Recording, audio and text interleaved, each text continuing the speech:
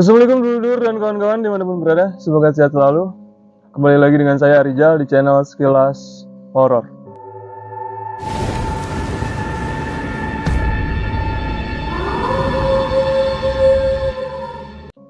Kenapa segmennya sekarang sedikit berbeda? Karena sekarang kita mau mengangkat cerita tentang dimana cerita-cerita horor yang pernah dialami oleh Bapak Sandi sendiri sewaktu dulu gitu. Nah, nanti kita bakal langsung tampilkan Bapak Sandi di sini. Tapi alangkah baiknya buat teman-teman yang baru bergabung di channel kita, jangan lupa subscribe, like, komen sebanyak-banyaknya, dan share juga biar video-video kita semakin berkembang. Tanpa lama-lama lagi, sekarang mungkin saya bakal tampilkan langsung Bapak Sandi sendiri. Nah, dulu dan kawan-kawan, tepat di sebelah saya sekarang ada Bapak Sandi ya. Bapak Sandi sehat? Alhamdulillah sehat. Udah beberapa hari nggak ketemu dan sekarang kita mencoba berkunjung ke Bapak Sandi karena Bapak Sandi sendiri bakal menceritakan tentang, ya itu bisa bilang kejadian horor tentang dimana itu waktu masih muda ya Pak ya. Waktu pengalaman dulu ketika belajar. Ya belajar ilmu kayak gitu mungkin ya. Dan mungkin nanti Bapak Sandi bakal langsung masuk ke ceritanya. Tapi buat teman-teman sekali lagi untuk disclaimer, kita tidak berniat untuk mendiskreditkan sebuah tempat atau orang siapapun yang bakal nanti diceritakan oleh Bapak Sandi. Ini real pengalaman dari Bapak Sandi sendiri tentang pengalaman horornya di masa hidupnya gitu. Tanpa lama-lama lagi, setiap orang mempunyai cerita horornya masing-masing, tapi belum tentu ceritanya sama. Kita langsung masuk aja ke cerita horor. Segmen 1 dimulai.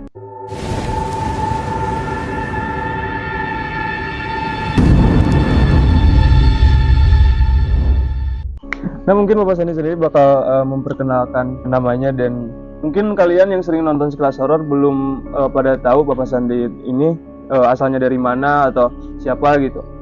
Mungkin sekarang langsung aja masuk ke cerita yang bakal dibawakan Bapak Sandi.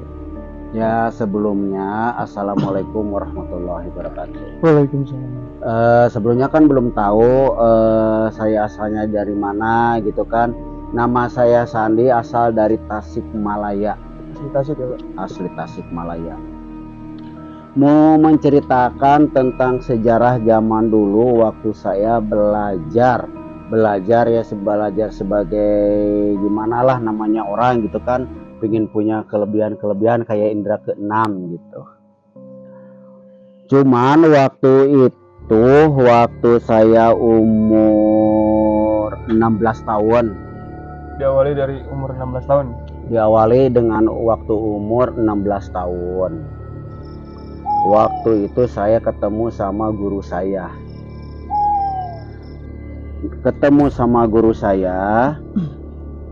Terus saya belajar. Akhirnya belajar itu saya dibawa lagi ke gurunya, ke kakek gurunya yang ada di daerah Banjar. Yang ada Jawa Barat. Jawa Barat. Yang ada di daerah Banjar, itu Banjar Patroman. Nah, mungkin itu kalau dengar nama itu pasti udah pada tahu semua. Soalnya itu kan udah tempat itu udah real gitu, udah pada tahu semua. Udah umum ya? Udah umum. Cuman waktu itu saya sama guru saya dibawa ke kakek guru. Terus saya belajar di sana. Pas belajar di sana, saya disuruh puasa 3 hari. Itu puasa 3 hari itu nggak boleh keluar. Nah, sesudah puasa 3 hari nggak boleh keluar, akhirnya guru saya sama kakeknya itu membawa saya ke suatu tempat. Nah, itu suatu tempatnya tadinya kebun, kayak kebun. Ternyata di sana itu ada suatu pulau. Ada suatu pulau yang dinamakan itu Pulau Majeti. Di daerah tertentu ya? Nah, di daerah tertentu itu ada suatu pulau namanya Pulau Majeti. Nah, saya sama guru saya itu dibawa ke alam sana. Nah, udah masuk ke alam sana kan saya nggak tahu. Oh, berarti itu, maaf Pak. Oh, berarti itu masuknya bukan alam manusia lagi? Bukan. Dibawa suatu ke alam itu, cuman nyatanya itu kelihatan kan pulau. Nyatanya itu di alam nyatanya itu pulau, ada sebuah pulau yaitu yang dinamakan Pulau Majeti. Nah, saya dibawa sama guru. Ternyata masuk ke sana itu di Pulau Majeti ada alam siluman. ada alam siluman. Alam siluman itu tempat bisa dipakai istilahnya muja Sama orang-orang tertentu ya. sama orang-orang tertentu yang gelap mata. Itu bisa dipakai muja.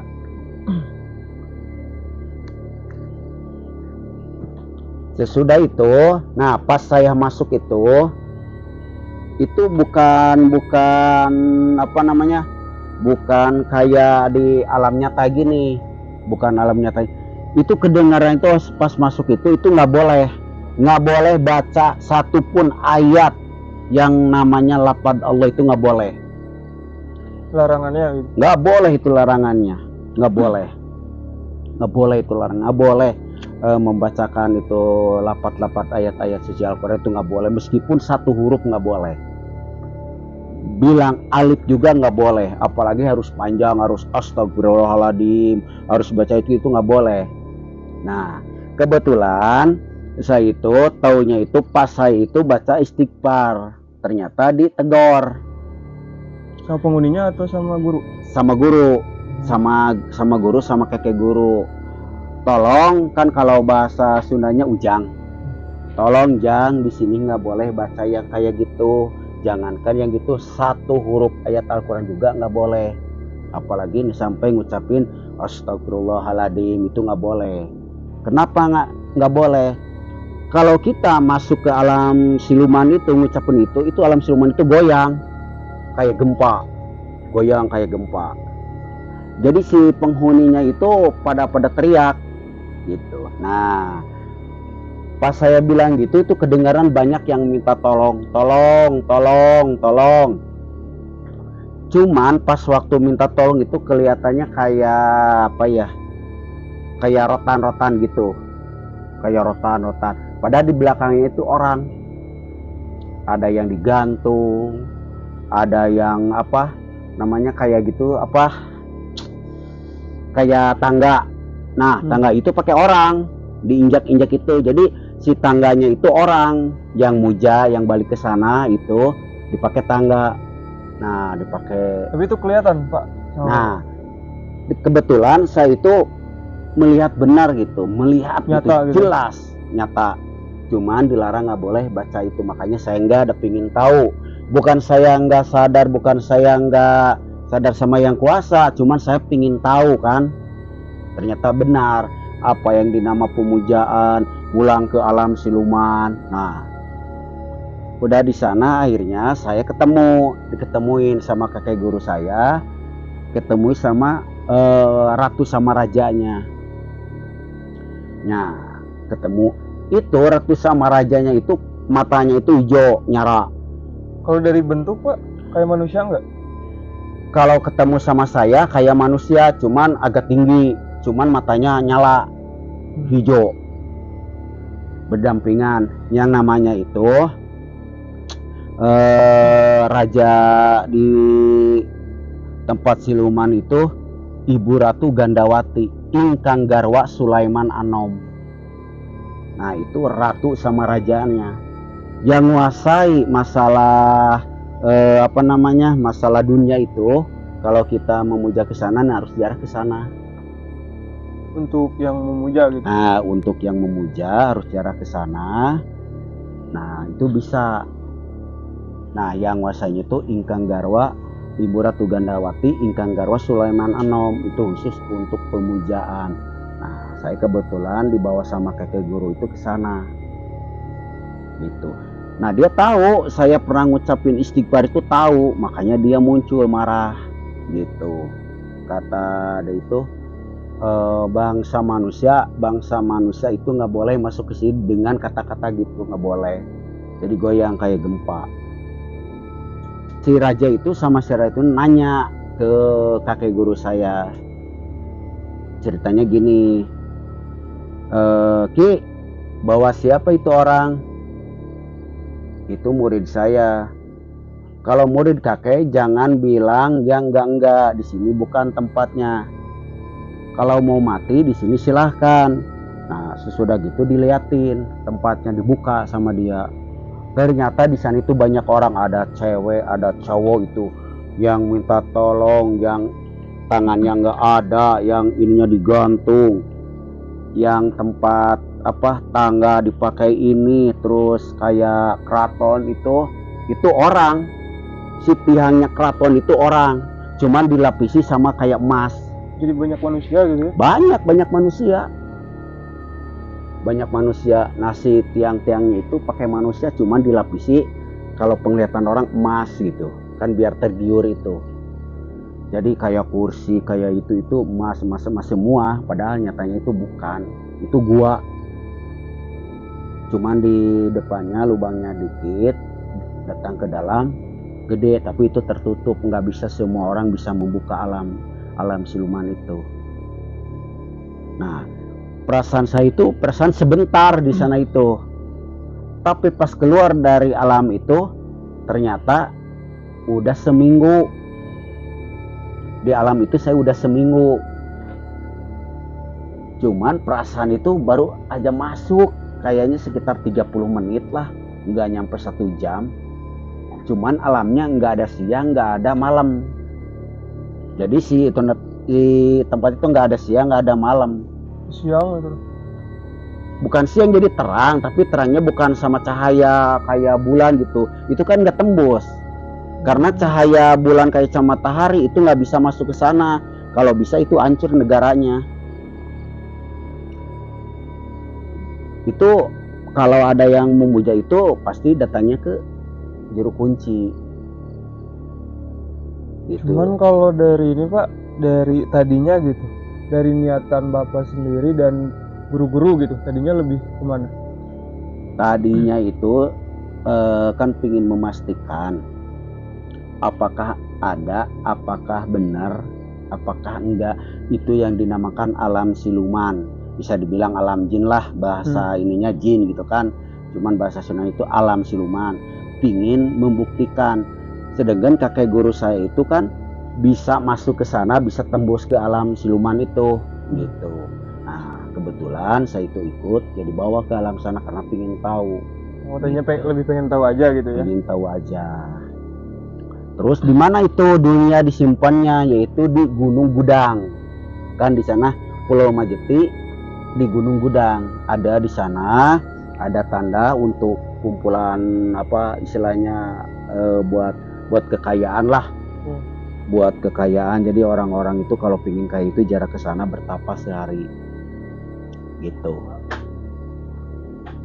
Terus kalau dari ini Pak, kalau dari segi ini ya, segi lingkungan gitu kan, itu udah masuk alam lain gitu, bukan alam dunia gitu ya. Itu tuh kayak apa ya, kayak kampung biasa, atau mungkin maksudnya ada beberapa bentuk-bentukannya gitu, kayak kalau di dalamnya gitu, kalau dalam alam siluman itu gitu, apa kayak kerajaan gitu? Nah, kalau dalamnya itu yaitu kayak kerajaan, makanya zaman dulu gitu. Kerajaan kayak zaman dulu, cuman kan itu kerajaan siluman, cuman tiang-tiangnya sama orang, sama manusia yang udah istilahnya meleset lah, mencari kekayaan dengan cara yang tidak wajar. Oh, dan mungkin pas meninggalnya tuh jadi balik ke sana gitu, bukan misalnya ada pemujaan nih, dari manusia biasa gitu, pemujaan untuk hal-hal kayak pengen kaya atau pengen gitu, dan nanti tuh kayak pas meninggalnya tuh malah balik ke alam sana gitu, karena ada efeknya itu dari situ gitu. Nah, emang orang kalau meninggal, emang benar kalau orang meninggal ruhnya kan udah dicabut sama yang kuasa. Kalau benar udah meninggal, kan ini belum waktunya meninggal. Oh, belum waktunya meninggal, cuman kan tadinya udah perjanjian. Oh iya. Nah, tadinya kan udah perjanjian, si orang itu perjanjian sama si siluman ini. Saya yang penting saya pengen kaya gimana. Jadi umur manusia, misalkan umur manusia 80 tahun. Si yang memuja itu umur manusia itu 8 tahun yang pengen muja. Nah, umur 60 tahun udah meninggal. Bukan meninggal sebenarnya, dibawa ke alam itu. Untuk mengabdi selama 20 tahun. Nah, udah 20 tahun dah itu mah udah hak, udah yang kuasa. Karena yang gitu mah nggak bisa ada halangan, bisa aja dicomot gitu ruhnya, tetap mati meninggal di bawah. Cuman kalau meninggal dengan keadaan gitu ya mungkin bumi juga nggak akan menerima gitu. Jadi lebih ke orang-orang yang mempunyai niat jelek kayak memuja gitu itu kan hal negatif gitu ya, pemujaan gitu, jadi udah melenceng dari agama Ya mungkin. jelas itu udah melenceng sama agama, itu udah nggak boleh. Dan pas kenapa banyak di alam siluman itu atau alam jin itu banyak orang-orang yang kayak itu tuh, ya itu tuh orang-orang yang memuja itu mungkin ya, Nah saking banyaknya gitu. itu orang yang benar-benar memuja, cuman kan ada yang ditumbalin kayak anaknya, kayak saudaranya. Ya, syarat-syarat ya pas Nah, pemujaannya. Itu syarat-syarat pemujaan. Jadi anaknya ditumbalin. Itu beda-beda. Kalau jadi ada jarak waktunya kayak gini nih. Kalau misalkan ditumbalin bapaknya, itu hartanya bertambah, cuman dari bapaknya ke numbalin lagi itu waktunya 5 tahun. Nah misalkan gini, numbal bapaknya selama 5 tahun nggak usah numbal. Nah ntar udah 5 tahun baru harus ada tumbal lagi, misalkan ibunya. Nah itu jangka waktunya 5 tahun lagi, jadi nggak tiap tahun numbal, enggak gitu. Nah saya juga ditawarin, cuman saya kan nggak mau gitu. Oh pernah ditawarin juga ya Pak? Pernah ditawarin, kamu kalau pingin kaya, nah tinggal ngomong gitu dengan syaratnya gini. Tapi saya nolak. Tapi kan namanya siluman, pingin banyak teman, terakhirnya dia terus mengelabui dengan cara halus, dengan alasan kamu nggak usah ngasih tumbal, nggak usah gini, yang penting kamu nikah sama keturunan saya gitu. Jadi syaratnya berat ya? Ya iya. Nah keturunan dia itu yang dinamakan apa? Yaitu namakan onom. Pasti belum tahu kan makhluk onom. Nah nama-nama beliau itu yang dinamakan onom. Makanya di sana ada rawa onom. Di daerah tertentu? Daerah tertentu itu ada rawa onom. Itu jadi pusat ya, pusat untuk apa? Makhluk-makhluk seperti itu mungkin? Ya iya jelas itu. Dan kalau dari segi ini Pak, kan tadi kalau dari ini kayak kerajaan gitu ya, kalau dari lingkungan gitu di alam jin kan. Kalau dari orang-orangnya itu selain raja dan ratu itu gitu, ada gak banyak gitu atau ada bermacam-macam bentuk gitu dari misalnya kayak kan kalau kita lihat gitu kayak di bentuk kayak ya kayak makhluk gitu, siluman. Makhluknya gitu. Nah makhluk siluman itu bentuknya emang beda-beda kayak manusia gini. Cuman kalau bentuk siluman itu sejelek-jeleknya manusia paling cakep di negara siluman. Nah misalkan kita nih paling jelek misalkan, tapi di negara siluman itu kita itu bisa dibilangin paling cakep karena makhluk siluman itu lebih jelek amat. Bentukannya ya? Cuman bentuk nyatanya gitu. Cuman kan namanya siluman kan bisa mindah rupa, mindah rupa. Jadi kayak pingin tampan, pengen cantik bisa gitu. Namanya juga makhluk halus kan. Ya beda-beda gitu bentuknya ya.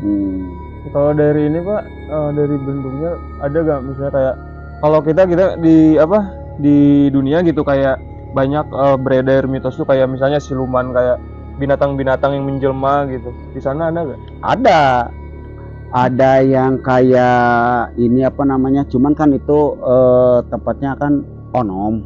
Onom itu kayak semacam manusia cewek gitu, cuman ya namanya onom lah. Jadi bentuknya itu wujudnya manusia tapi mata apa gimana itu ya namanya siluman gitu. Jadi rupa-rupa gitu ya? Jadi macam-macam, ada yang bentuknya ke bawahnya babi tapi ke atasnya cantik padahal mah jelek gitu. Ada yang ke bawahnya ular tapi ke atasnya tampan gitu. Berbagai bentuk gitu ya? Berbagai bentuk. Tapi kalau untuk nyamperin sama orang yang untuk memuja, itu dia menampakkan dengan wajah secantik-cantiknya apa yang ada dalam pikiran kita. Misalkan kita untuk memuja, nah ada itu cewek, jadi yang ada dalam pikiran kita itu pengennya cewek itu cantik kayak gimana, itu pasti ada gitu. Sempet tuh Arija juga pernah nonton film kayak gitu, film horor gitu ya, dan si orangnya ini tuh Boleh ngopi dulu Ya, kan? boleh Pak. Sambil ngopi aja sambil santai. Nyantai ya. Ya. Si orang ini tuh muja gitu. Mujanya tuh ke ular gitu. Pembentukannya tuh ular gitu. Dan itu tuh pas mewujudkan ke dirinya mah itu emang cantik gitu, cewek gitu. Cewek. Tapi pas dia ngelakuin syarat dan karena syaratnya tuh kayak harus bersetubuh dengan si siluman itu, nah itu baru tuh ngeluarin wujud aslinya gitu. Mungkin kayak gitu Pak ya. Ngeluarin wujud asli itu kalau ketahuan sama orang luar, tapi kalau yang mujama enggak, tetap itu wanita cantik. Cuman kalau kelihatan orang lain itu kayaknya kayak misalkan ular, kayak ular. Tapi kalau sama yang mujama itu enggak, wanita cantik yang sangat cantik gitu. Jadi kalau dari penglihatan yang mujanya mah ya emang nggak menyeramkan gitu ya? Enggak. Cuman kalau balik lagi ke tadi cerita Bapak itu tuh udah masuk ke dengan niat untuk pembuktian doang gitu ya, pengen membuktikan ada enggaknya gitu. Dan dari situ ada lanjutannya nggak Pak dari cerita Bapak ini? Ada. Nah kayak orang meninggal. Nah kalau yang muja ke sana meninggal itu bisa masuk ke sana, bisa dilemparin ke rawa yang dinama rawa onom. Zaman dulu, tapi ini zaman dulu itu dilemparin, gak dikubur karena bumi nggak nerima. Udah dikubur dia balik lagi ke luar, udah dikubur balik lagi nggak nerima, ya dilemparin ke rawa. Memang pas masa hidupnya pemujaan kayak gitu mungkin ya. Makanya jangan sampai gitulah gitu. Jadi kalau kita muja itu yang datang itu kayak cewek cantik, padahal mah jeleknya minta ampun gitu. Lihat matanya juga sampai turun ke bawah gitu, telinganya sampai gimana, terus wah kalau lihat aslinya nggak akan sanggup. Menyeramkan gitu. Satu menyeramkan, dua menjijikan, tiga menyebalkan. Kalau makhluk itu menjijikan, menyebalkan, menyeramkan. Emang makhluk itu juga sama, ciptaan Tuhan kan, ciptaan yang kuasa. Cuman kan udah beda alam, udah beda tempat lah. Dia makan agak namanya siluman, sesat kan. Kita mah manusia kan makhluk yang sempurna gitu, yang paling mulianya gitu di hadapan Allah kan. Kalau lihatnya tanah nggak akan sanggup manusia itu. Makanya sama Allah ditutup alam gaib itu. Ya dulu dan kawan-kawan, mungkin itu cerita yang luar biasa yang pernah dialami Bapak Sandi sendiri ya, tentang dimana beliau pernah masuk ke alam lain selain alam manusia gitu. Dan itu ya kita berdampingan dengan hal kayak gitu Pak ya. Dan bisa aja seorang manusia masuk ke alam kayak gitu dengan emang ada niatan dan ada syarat juga gitu ya untuk masuknya juga, nggak sembarang orang bisa masuk ke alam-alam kayak gitu. Dan mungkin dari cerita Bapak Sandi ini kita bisa banyak ambil pelajaran tentang apa ya, tentang pemujaan gitu Pak ya. Satu itu hal negatif yang ya semua, jangankan Islam gitu, kalau menurut pandangan saya jangankan untuk agama Islam memandang sebuah pemujaan itu haram gitu ya. Agama-agama lain pun mungkin tidak menyarankan ya, karena ya negatif gitu kalau dari bahasanya pemujaan untuk hal kayak gitu yang konteksnya pengen, misalnya dari segi kekayaan pengen kaya tapi pengen mudah gitu Pak ya. Tidak ini ya, tidak nggak mau kerja keras. Nah gitu. Kita banyak ambil pelajaran dari kisah Bapak Sandi ini tentang pemujaan itu gitu. Dan tadi Bapak Sandi sendiri sempat ngobrol kayak dari segi pemujaan itu ada efek-efek samping tertentu, karena tadi aja kayak di alam siluman tersebut tuh kayak banyak orang-orang yang mungkin dulunya pernah melakukan pemujaan gitu ya. Sampai banyak yang disiksa dan banyak yang dijadikan objek-objek untuk di alam siluman itu gitu. Kayak tadi ada yang dijadikan tiang atau semacamnya gitu. Ya. Jadi kayak balik lagi, syaratnya tuh lebih ke nantinya gitu, efeknya tuh jadi kayak penyiksaan ya Pak ya di alam sana gitu ya. Karena untuk membayar gitu ya. Nah, untuk membayar apa yang kita waktu di dunia itu diperbuat kan, sebelumnya udah perjanjian dulu itu. Jadi nggak bisa asal gitu aja gitu, ada perjanjiannya itu sama silumannya itu gitu. Nah ini banyak banget pelajaran dan jangan sampai gitu ya, jangan sampai ketika kalian nonton ini ya kalian bisa nilai sendiri kenapa cerita kayak gini diangkat, karena banyak mengedukasi orang-orang yang mungkin nanti misal nih ya, kalau hal dari hal lucunya, misal kalau ada emang orang yang memuja ya, kalian berarti kalian udah harus terima konsekuensinya, resikonya, efeknya gitu. Ya gitulah. Jadi ya jangan sampai gitu hal-hal kayak gini terjadi pada orang-orang yang apa ya, yang mungkin banyak orang yang gak beriman di dunia ini tapi ya mikir dua kali lah bahasanya gitu ya kalau untuk hal-hal kayak gitu, karena ya ke satu tadinya takutnya maksudnya teh loh udah mau gak beriman, nantinya balik lagi pas meninggalnya nggak ini gitu ya, gak apa sampai gak diterima di bumi atau Nggak nggak sempurna gitu. Husnul khotimah. Itu efeknya berat banget gitu untuk hal kayak gitu ya. Dan mungkin untuk cerita Bapak Sandi sendiri tadi saya sedikit bingung karena tadi tuh ada Bapak Sandi itu ngerasanya di situ tuh cuma 30 menit, tapi pas keluar itu udah sekitaran 1 minggu ya Pak? 1 minggu. 1 minggu ya lumayan lama gitu ya. Ya lumayan. Karena emang beda gitu ya waktunya. Beda alam. Jadi kan di alam itu nggak ada malam, nggak ada siang, cuman tetap terang. Cuman terangnya itu, herannya itu masuk ke sana itu ya karena kan di alam dunia perasaan 30 menit padahal seminggu. Itu nggak ada rasa lapar, haus, itu nggak ada. Karena ngerasanya emang sebentar. Perasaan itu sebentar, padahal udah balik lagi ke alam dunia itu ternyata udah seminggu saya di sana itu. Pas nanyain ke si neneknya tuh, nenek saya udah berapa hari sana, udah seminggu, perasaan udah 30 menit gitu. Dan tidak dapat dipungkiri karena banyak juga cerita-cerita kayak gini, misalnya kayak pendakian gunung kayak Pak, kayak masuk ke alam gaib tuh ya emang waktunya tuh emang beda gitu, kayak misalnya tersesat cuman beberapa hari tapi padahal udah sebulan 2 bulan gitu, kayak gitu mungkin ya. Ya iya sama emang ya gitu. Nah gitu. Ya lebih ke situ mungkin kalau dari perihal waktu gitu. Nah dan ntar kedepannya untuk yang akan datang mungkin saya mau cerita tentang satu waktu pengalaman saya tentang waktu ngalamin belajar ilmu hitam. Oh, ada itu Pak ya? Ada itu.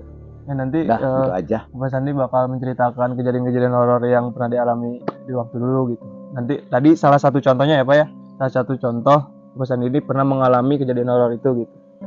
Nah mungkin kawan-kawan dulu cerita Pak Sandi ini lebih ya kita bisa ambil sisi baiknya dan buang sisi buruknya, karena dari cerita Pak Sandi ini kita banyak ambil pelajaran tentang pemujaan itu gitu, tentang hal-hal yang berbau jin dan pemujaan gitu.